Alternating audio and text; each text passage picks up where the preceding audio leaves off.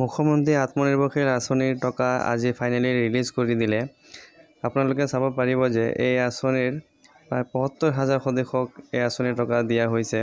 আজি ৩০ ছেপ্টেম্বৰ, ৩ নৱেম্বৰ তাৰিখে এই টকা দিয়াৰ কথা আছিল, কিন্তু মুখ্যমন্ত্ৰী ছাৰে আগতীয়াকৈ এই আঁচনিৰ টকা বিলাই দিলে আৰু ৩০ ছেপ্টেম্বৰত এই টকাখিনি ৰিলিজ কৰি দিছে। আজি সকলোকে প্ৰথম কিস্তিৰ ৭৫,০০০ টকাৰ চেক দিয়া হৈছে। বাকী ২৫,০০০ টকা অহা ১০ অক্টোবৰত দিব। বাকী থকা টকাখিনি পাবলৈ এটা এগ্ৰিমেণ্ট পেপাৰ আছে, সেইখন ফিল-আপ কৰি জমা দিব লাগিব আৰু ১০ অক্টোবৰৰ আগত তেতিয়া ২৫,০০০ টকা ডাইৰেক্ট একাউণ্টত সোমাই দিয়া হ'ব। আপুনি চাব পাৰিব যে এই ধৰণৰ চেক এখন আজি দিয়া হৈছে। চেকখনত আপুনি চাব পাৰিব যে ওপৰত দিয়া আছে ২৯ ছেপ্টেম্বৰত এই চেকখন ইছ্যু কৰিছে আৰু তলত চাব পাৰিব যে ৭৫,০০০ টকাৰ চেকখন দিয়া হৈছে। আৰু তলত আৰু এটা কথা মন কৰিব যে চিফ মিনিষ্টাৰ আত্মনিৰ্ভৰশীল অসম এই আঁচনিখন তাত লিখা আছে চেকখনত। সম্পূৰ্ণ আপুনি চেকখন ডিটেইলছ এবাৰ চাই ল'ব পাৰিব। যিকেইজনে এই টকাখিনি পাইছে তেখেতসকলৰ মনটো আজি বহুত আনন্দিত হৈ আছে আৰু যিকেইজনে পোৱা নাই তেখেতসকলৰ কাৰণে ভাল খবৰ আছে, কাৰণ ৩ নৱেম্বৰত নহয়, অহা ৫ অক্টোবৰৰ পৰা আকৌ অনলাইন আবেদন মুকলি কৰি দিব। যিসকলে আবেদন কৰাৰ ইচ্ছা আছে তেখেতসকলে আবেদন কৰিব পাৰিব, কিয়নো আৰু ৭৫,০০০ কেণ্ডিডেটক এই আবেদনৰ সুবিধা দিয়া হ'ব, কাৰণ টোটেল ১ লাখ কেণ্ডিডেটক এই আঁচনিখন দিয়া হ'ব বুলি কৈছে। আহক শুনি লওঁ তেখেতৰ মুখৰ আজি এই কথাখিনি। মই যেতিয়া অসমৰ আন ৰাজ্যবিলাকত গৈ কওঁ যে আমি এনেকুৱা এটা স্কিম আৰম্ভ কৰিছোঁ যে ল'ৰা ছোৱালীক আমি নিজৰ ভৰিৰ ওপৰত নিজে থিয় হ'বলৈ ২ লাখকৈ টকা দিম, কোনো মৰ্টগেজ নলওঁ, কোনো কাগজ নলওঁ আৰু আমাক ১ লাখ টকা ঘূৰাই দিব। কেতিয়া? ৩ বছৰ তেওঁলোকে গেপ দিব। আজি যদি মোৰ ২ লাখ টকা সম্পূৰ্ণ হয়, মই ৩ বছৰ এই ১ লাখ টকাটো ঘূৰাই দিব নালাগে আৰু তাৰ পিছত আমি পৰৱৰ্তী ৫ বছৰত এই টকাখিনি সৰু সৰু ইনষ্টলমেণ্টৰ জৰিয়তে আমি উভতাই দিম। ১ লাখ টকা আমি উভতাই দিব নালাগে আৰু বাকী ১ লাখ টকা আমি কেতিয়া উভতাই দিয়া সম্পূৰ্ণ কৰিম? ৮ বছৰ পিছত। মই যেতিয়া যেনেকে এনেকুৱা ধৰণৰ আঁচনিৰ কথা কওঁ তেতিয়া মানুহে, আন চৰকাৰসমূহ আচৰিত হয়, ৰাইজ আচৰিত হয়। যোৱাকালি মই হাৰিয়ানাত আছিলোঁ, মই এই আঁচনিৰ বিষয়ে কৈছিলোঁ আৰু ৰাইজক মই কৈ আহিছিলোঁ যে আপোনালোকে মোৰ ফেচবুক চাই থাকিব। অহাকালি ১১টা বজাত আমি প্ৰথম ২৫,০০০ ল'ৰা ছোৱালীক এই আঁচনিৰ ধন আমি হস্তান্তৰিত কৰিম। বহুতে মোক বিশ্বাস কৰা নাছিলে, কয় বেংকত যাব নালাগে, বোলে নালাগে, কোনো কাগজো দিব নালাগে, বোলে নালাগে, মৰ্টগেজো দিব নালাগে, বোলে নালাগে, বোলে টকাখিনি যদি ঘূৰাই নিদিয়ে। মই কৈছিলো যে অসমৰ যুৱক যুৱতীৰ ওপৰত মোৰ বিশ্বাস আছে, তেওঁলোকক আমি যেনেকে কৰিব অনুৰোধ কৰিম তেনেকেই কাম কৰিব। আজি হাৰিয়ানাত বহুত লোকে এই ফাংচন লাইভ চাই আছে। মোক কৈছিলে যে আপুনি সঁচা কৈছে নে কি কৈছে, কালি আমি চাম। মই বোলো আপোনালোকে চাই থাকিব। অৰ্থাৎ আজি অসমক লৈ ভাৰতৰ চুকে কোণে আমি আজি গৌৰৱ কৰিব পাৰো যে আমি এখন নতুন অসমৰ ফালে আজি আমি ধাৱমান হৈছো।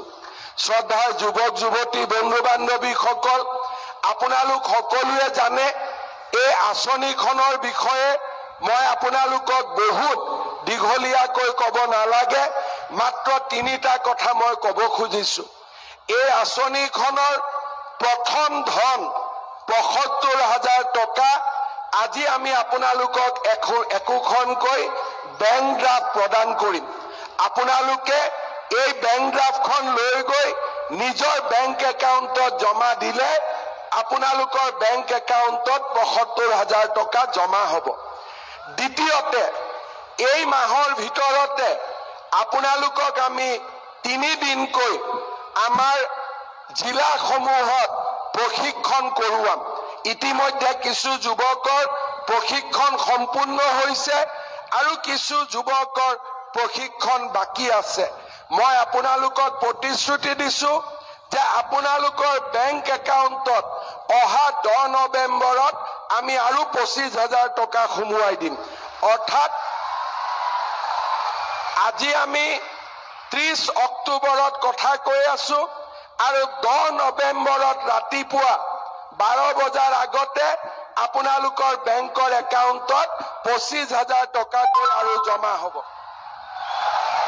সত্ৰ দুটা 3 দিনীয়া প্ৰশিক্ষণটো সকলোৱে কৰিব লাগিব আৰু আপোনালোকক আজি সময়ৰ অসুবিধাৰ বাবে আমি কোনো আন্ডাৰটেকিং এখন সৰু সহি কৰাব খুজিছো, কিন্তু আপোনালোকক আমাৰ জিলাৰ পৰা একোখনকৈ চুক্তি পত্ৰ দিয়া হ'ব। তাত একো লিখা নাই যে 1 লাখ টকা ঘূৰাই দিব নালাগে আৰু 1 লাখ টকা 3 বছৰ গেপ দি 5 বছৰত ঘূৰাই দিব লাগে।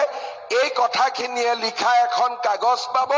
এই দুইটা কাম আপোনালোকে 10 নৱেম্বৰৰ ভিতৰত সম্পূৰ্ণ কৰিব আৰু একজেক্টলি 10 তাৰিখে আপোনালোকৰ বেংক একাউণ্টত অতিৰিক্ত 25,000 টকা আমি সোমাই দিম।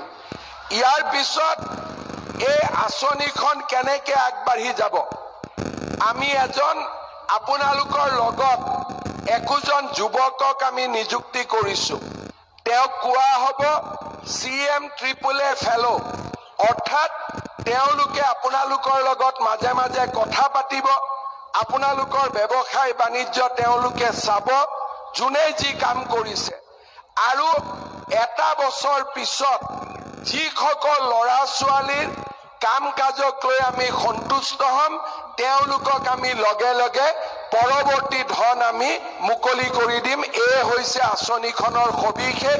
ইয়াত আৰু বহুত বেছি কমপ্লিকেশ্যন একো নাই। আৰু যিজন ল'ৰা বা ছোৱালীয়ে আপোনালোকক মাজে মাজে দেখা সাক্ষাৎ কৰিব, চোৱা চিতা কৰিব, তেওঁলোকে ডাইৰেক্টলি আহি মোক বা বিমল বৰাক প্ৰতিবেদন দিব আৰু তাৰ ওপৰত ভিত্তি কৰি আমি পৰৱৰ্তী ধন আমি মুকলি কৰাৰ ব্যৱস্থা কৰিম। আজি 25,000 ল'ৰা ছোৱালীক আমি মাতিছো। আন বহুত ল'ৰা ছোৱালীয়ে অপেক্ষা কৰিছে যে আৰু বাকী 75,000 ল'ৰা ছোৱালীয়ে কেতিয়া এই আঁচনি পাব। এই অহা মাহৰ 5 অক্টোবৰ তাৰিখে আমি আবেদনৰ পোৰ্টেল মুকলি কৰি দিম, যাতে আৰু 75,000 হিতাধিকাৰীক আমি অতি সোনকালে এই ধন আমি মুকলি কৰি দিব পাৰো। শ্ৰদ্ধাৰ যুৱক যুৱতী বন্ধু বান্ধৱীসকল, আমাৰ লক্ষ্য 2 লাখ ল'ৰা ছোৱালীক আমি সৃষ্টি কৰা। মোৰ প্ৰচেষ্টা হ'ব যে এই প্ৰক্ৰিয়া যদি সফল হয়, পৰৱৰ্তী দিনত আৰু 1 লাখ যুৱক যুৱতীৰ বাবে এই আঁচনি আমি মুকলি কৰি দিব খুজিছো। অৰ্থাৎ সৰ্বমুঠ 2 লাখ ল'ৰা ছোৱালীক আমি এই আঁচনিৰ জৰিয়তে আমি আত্মনিৰ্ভৰ অসমৰ ফালে লৈ যোৱাৰ বাবে আমি চেষ্টা কৰিম।